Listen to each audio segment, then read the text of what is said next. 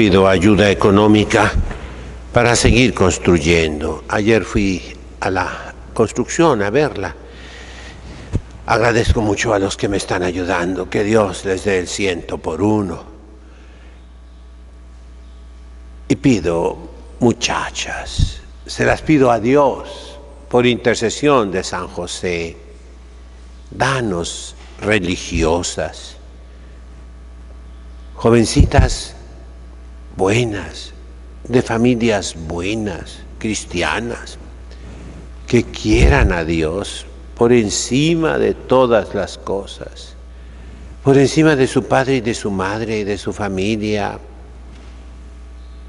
y se entreguen como religiosas, como misioneras, consagradas a Dios para toda su vida, y cambien la faz de la tierra, y preparen a los futuros sacerdotes, obispos, cardenales, arzobispos, futuros papas. Hoy es el sábado segundo de Cuaresma, de la segunda semana de Cuaresma. Y las lecturas largas del Génesis nos hablan de la bendición que Isaac le dio al hijo menor, Jacob. Y Esaú se quedó mal, enojadísimo, con un odio a muerte contra su hermano menor, que ya antes, por un plato de lentejas, le había quitado la primogenitura. Con razón se llama Jacob. Jacob en hebreo significa el talón. Nos dice el Génesis que cuando nacieron, primero sacó la mano Jacob, pero luego la partera ahí para poder sacar a Esaú, pues aventó para atrás a Jacob en el seno de su madre. Y pues el primogénito fue Esaú, pero no se dejó el chiquito y salió agarrado del talón de su hermanito mayor. Por eso lo pusieron Jacob. En el fondo significa tramposo, el que hace trampas. Eso es el nombre Jacob, igual que Santiago. Santiago, James en inglés, ¿verdad? Es un nombre muy común, que después pasó como Santiago, San Diego. Diego es también Jacob. Pues bien, es interesante cómo los niños al nacer con sus manitas tienen mucha fuerza. Acaba hace un mes de salir en las noticias en favor de la vida, que un niño nació y en su mano traía agarrado fuertemente el dispositivo intrauterino de su mamá, que su mamá no quería que naciera el chamaco, pero el chamaco le ganó. Y sale con su trofeo, con su victoria, con su triunfo contra la muerte, la mamá de 20 años. Bueno, encontramos en la Sagrada Escritura, como dice San Pablo y San Pedro, es para nuestra enseñanza, para nuestra conversión, muchos ejemplos de algo parecido entre hermanos. Lo veremos después, los hijos de José, el patriarca José, hijo de Jacob, Efraín y Manasés. Cuando Jacob ya era viejo,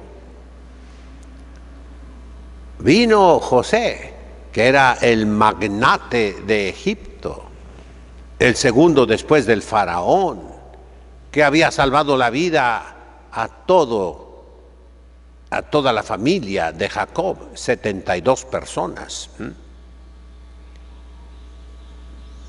Pidió la bendición para sus 2 hijos. Uno era el mayor, otro el menor. ¿Y qué hizo Jacob? La mano derecha la cruzó. Aquí estaba el mayor y acá estaba el menor. Puso la derecha así y la izquierda acá. Y le corrige: no, estás equivocado, papá. Este es el mayor, pone la mano derecha. Y al otro pone la mano izquierda. Jacob estaba enfermo. Y no. Volvió a ponerle la mano derecha al hijo más chico y la mano izquierda al hijo grande. Aquí en la lectura encontramos a Rebeca, la mamá de Esaú y de Jacob, que ella planea una especie de engaño para que la bendición que llevaba consigo la promesa del Redentor, es decir, la descendencia del Mesías, de Jesucristo nuestro Señor, no se fuera por la línea de Esaú, que era malo, que había hecho sufrir mucho a sus padres Isaac y Rebeca. Y su mamá y su papá estaban preocupados. Se había casado con mujeres paganas. No llevaba la ley de Dios. En cambio, Jacob sí la llevaba. Y entonces la mamá disfraza al hijo más chico con las vestiduras del hijo mayor, que eran destinadas a la línea mesiánica que venía desde Adán a través de Noé y de Sem, para la redención del mundo, y eran conscientes por la revelación primitiva y después por la revelación de Abraham. Y entonces el problema era la piel, porque Esaú, Rufo, así sale en la Pasión de Cristo, el cirineo, padre de Alejandro y de Rufo, es Isaac, que iba a ser inmolado y que cargó la leña al monte Moria, como Jesucristo cargaba el leño de la cruz al monte Calvario. Y aparece Simón Cirineo y le ayuda. Padre de Alejandro y Rufo. Ya les he dicho, nadie conoció quién era ese Alejandro y ese Rufo. En la iglesia primitiva nunca se habla de ellos. Es Isaac, padre de Jacob, Alejandro, y de Rufo. Rufo significa peludo. Pues le puso las pieles, los pellejos de los cabritos en las manos y en el cuello. Y así nos dicen los padres de la iglesia: Dios nuestro Señor nos ve pecadores, porque Dios es papá, es padre, y nos bendice. ¿Por qué? Porque nos vestimos con la piel de Jesucristo, dicen los padres de la iglesia. Y al vernos a nosotros que somos pecadores, ve a su Hijo Jesucristo y nos perdona, porque es un papá. Yo quisiera unir este pensamiento con el Santo Evangelio. Un papá tenía 2 hijos. El menor fue descarriado, se fue, gastó su herencia. El mayor era bueno. Fíjense bien, el papá es papá. Sin embargo, comparen esta parábola con la oveja perdida. El buen pastor deja las 99 ovejas que no se perdieron, guardaditas en el corral, y solo va por montañas y valles, por barrancos y arroyos, por campos y bosques, hasta que encuentra la oveja perdida. Y no la regaña, no le pega, sino que la carga sobre sus hombros. Ese es el símbolo del palio de los señores arzobispos. La oveja está hecho de lana y al final tiene la pezuña negra, color negro, ¿verdad? Porque el arzobispo debe llevar las ovejas perdidas sobre los hombros, debe buscar a los pecadores para atraerlos al rebaño. ¿Cuál es la diferencia entre las dos parábolas? Que la oveja es limpia, es inocente. Y acá el hijo pródigo no, ese fue un malvado, un perverso, un desobediente, un malagradecido, un pecador empedernido. ¿Cuál es la diferencia entre los dos papás? Digamos, el buen pastor es papá de las ovejas. Son comparaciones, metáforas, hijos. Entendamos la substancia, ¿eh? Él busca al hijo bueno cuando hay buena voluntad, aunque se haya perdido, pero no es por maldad. Cuando hay maldad, el papá del hijo pródigo no va en búsqueda de su hijo, no. Lo deja. Se le acabó el dinero, llegó el hambre, está cuidando puercos, no puede ni siquiera comerse el alimento de los cerdos. ¿Y qué hace el papá? ¿Lo va a buscar? No lo va a buscar. Espera, ¿sí? Hasta que el muchacho reflexiona, se arrepiente.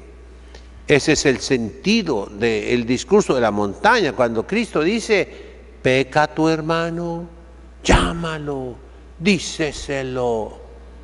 Si te hace caso, ganaste a tu hermano. Si no te hace caso, entre 2 o 3 vengan y díganselo. Si no hace caso, dilo a la iglesia. Y si no hace caso a la iglesia, aléjate de él, córtalo, ni siquiera lo saludes.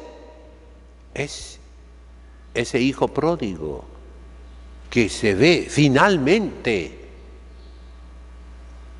en un encuentro con la verdad, con la realidad, digamos, en un choque con su pecado. Y entiende: perdí a mi padre, perdí todo.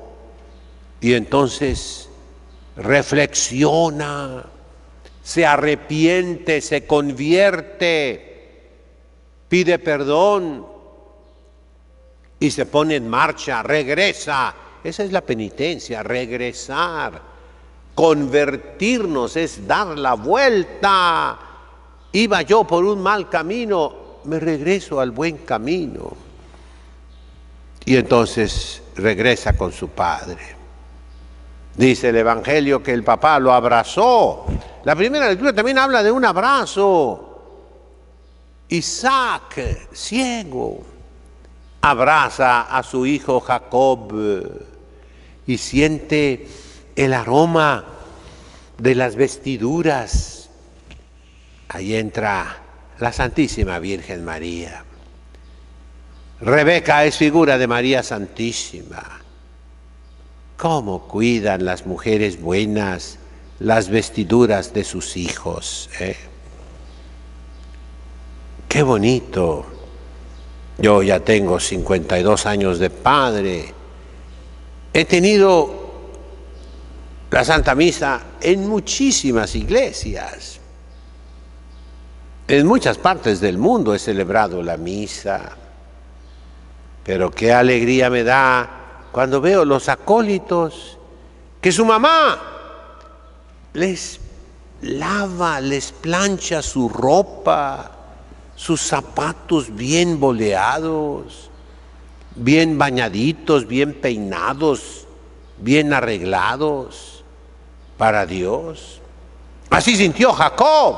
¿Y qué hizo? Lo bendijo para que fuera padre del Mesías, de Jesucristo, del Salvador.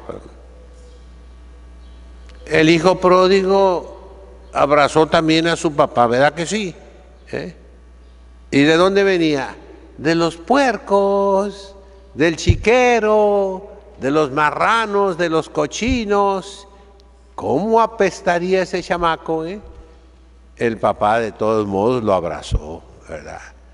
Y después diría así, tapándose las narices: vayan a bañarlo, por favor, cámbienle las vestiduras, pónganle zapatos, arreglen a este pobre, ¿verdad?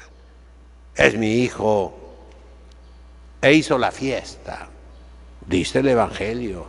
Por un pecador que se convierte, habrá más alegría en el cielo que por 99 justos que no necesitan arrepentirse. Ese pensamiento, mis hermanos, me da dos conclusiones, un poquito malvadas, miren mis cuernitos, para la iglesia de hoy que está en una catástrofe. La primera es: entendamos que si queremos salvar la iglesia católica, la verdadera iglesia, debemos ser un poquito como Rebeca, figura de la Virgen, y como Jacob, que arrebató. Así dice Jesucristo: el reino de los cielos padece violencia y únicamente los que se hacen violencia a sí mismos lo van a arrebatar. El reino de los cielos no se nos otorga, no se nos regala. Hay que agarrarlo, hay que arrebatarlo, hay que robarlo. Como el buen ladrón se robó el reino de los cielos en el último momento, aunque hubiera sido criminal, malo, pecador. En este momento en la iglesia, mis hermanos, debemos salvar la iglesia. Debemos salvar las almas redimidas a costa de la sangre de Cristo. ¿En cuántos lugares, por culpa de los pastores malos, no se puede bautizar a los niños, no se puede confirmarlos, no se les puede dar catecismo correcto, no se les puede confirmar, dar la primera comunión, como siempre mandó la iglesia, al llegar al uso de razón?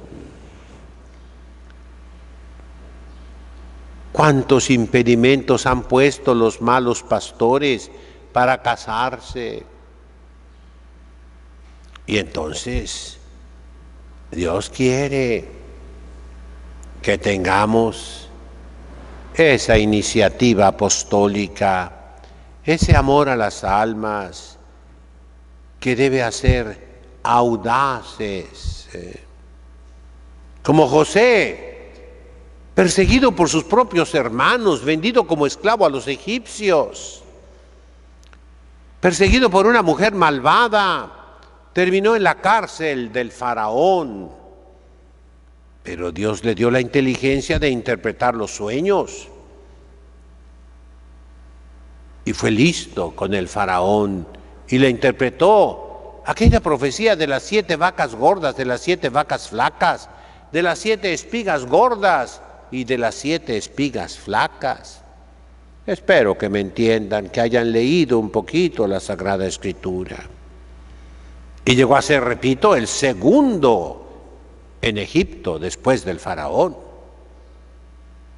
Así nosotros, en estos momentos tan terribles, en que cada quien hace lo que le da la gana, en que vemos todos los días cardenales, herejes, arzobispos herejes, obispos herejes, sacerdotes herejes, que van contra la doctrina de la Iglesia, conferencias episcopales herejes.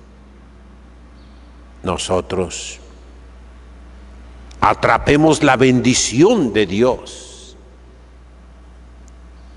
ayudados de la Santísima Virgen María.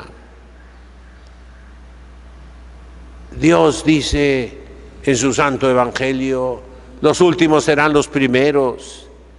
En este momento los católicos buenos son perseguidos, son los últimos, son los hijos menores. Hagamos que Dios cambie sus manos y las cruce.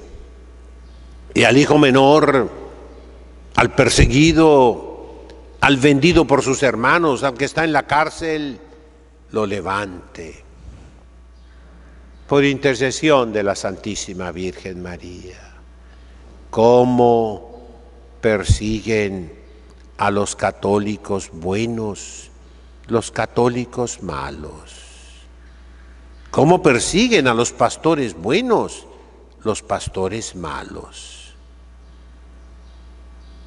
Esto que he dicho lo va a entender el que está siendo perseguido. El que persigue no va a entender nada. En nombre del Padre, del Hijo, del Espíritu Santo. Amén.